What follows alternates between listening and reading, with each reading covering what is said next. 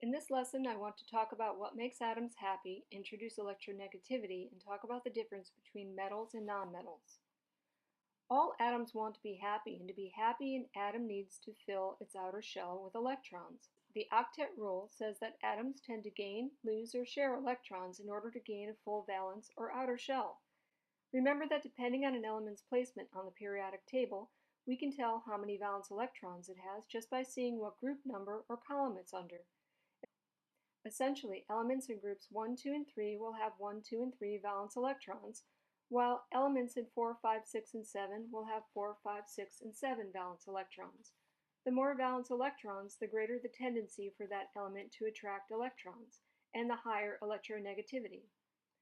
Electronegativity is the ability for an atom or element to attract electrons. Electronegativity decreases as atomic number increases. Remember, the atomic number tells us the number of protons an element has. The more protons, the higher the atomic number.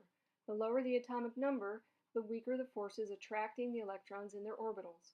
Weaker forces result in a larger atomic radius. Higher atomic numbers mean a greater number of protons in the nucleus and a greater force attracting the electrons in their orbitals. This greater force results in a tighter atomic radius. Electronegativity decreases as atomic number increases. For our morning question number 1, I'd like you to answer which element has the lowest electronegativity and be able to explain your answer.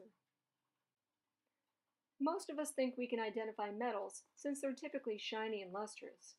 Well, keep in mind, calcium is a metal too. We know it from its gray-white oxidized form in that glass, but that's another story.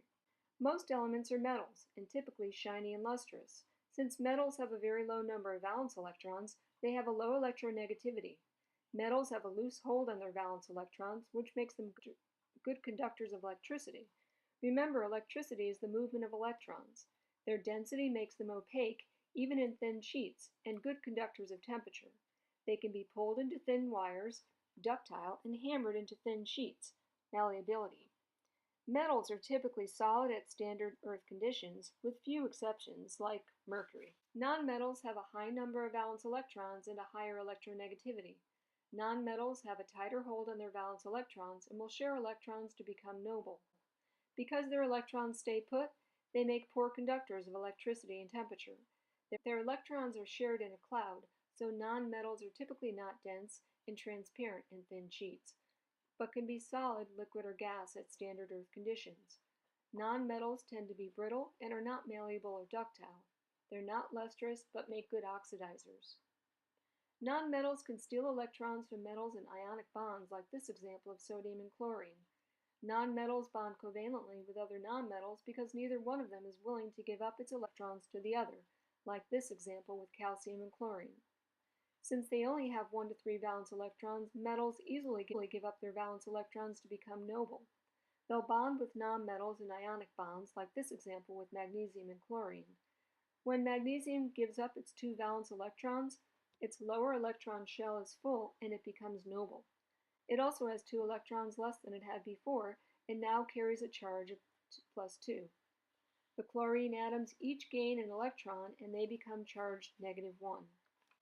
In these examples of covalent bonds, each element combines their unpaired valence electrons to become noble.